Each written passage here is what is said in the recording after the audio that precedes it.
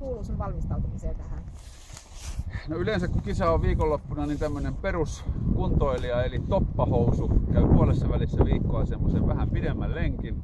Tänään on 30 takana ja sitten loppuviikko ennen kisaa niin reipasta pastapitoista ruokaa ja paljon unta ja niin poispäin. Joo.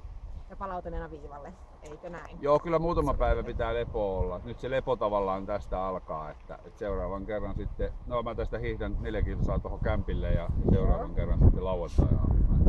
Miten sä kuvailisit Vuokatin reitit?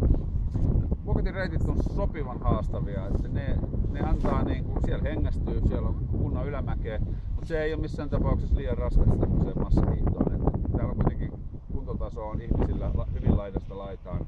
Ei saa olla liian raskas, että ihmisille pitää olla kuitenkin tämmöisessä kivaa. Kyllä. Eli selkeästi olet lähdössä nautiskelemaan lauantaina aurinkoisessa säässä. Joo, tommonen 120 on niin pitkä, että kyllä se nautitaan. Jos mä olisin 60, niin vois panokset olla siinä mielessä erilaisia. Kiitoksia ja tilattiin tämmönen keli. No se kelpaa. Näin. Kiitos paljon.